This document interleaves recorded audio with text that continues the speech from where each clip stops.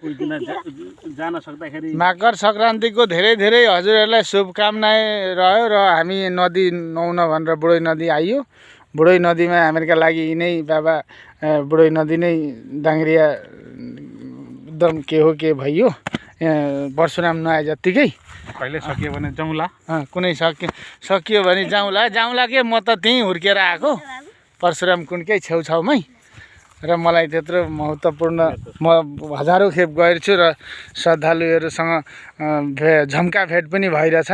गाडी साडी लिएर गाडीसँगै हिँडेर गाडी बिग्रिने गाडीहरूलाई पनि धेरै बनायो भैँसामा सानैमा 20, 18, 16, 17 वर्षमा र हामी यसपालिको पाप धोइयो।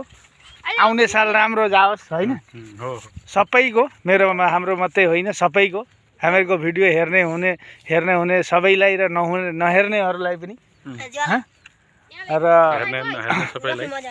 सबैलाई राम्रो साल जाओस्। 26, 25 जस्तो गए पनि 26 झन् राम्रो जाओस्। बिहे नहुनेहरूको बिहे होस् न, बिहे भएकाहरूको घर संसार राम्रो चलोस्।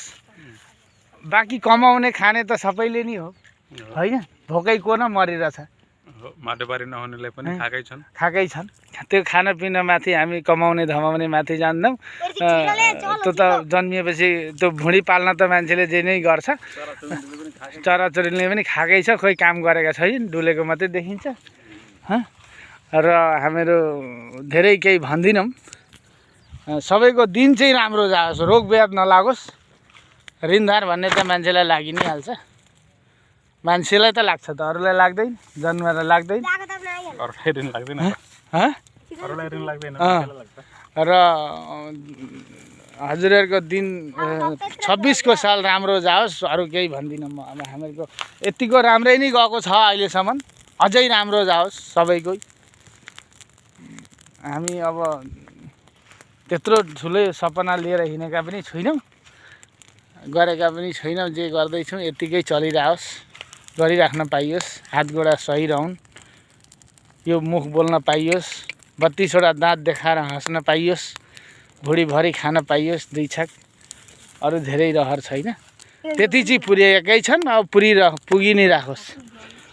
र हाम्रो मालदाई के भन्छ विष्णु खतिवडाज्यू?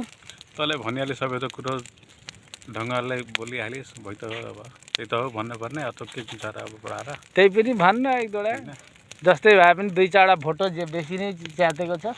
माघे सङ्क्रान्ति धेर नखानु, ठिक्क खानु। धेर खाएपछि ग्यास होला, अपच होला, बमी समी होला, घुम्ती खानु, सबैलाई खानु, राम्रो गरी रमाएर खानु।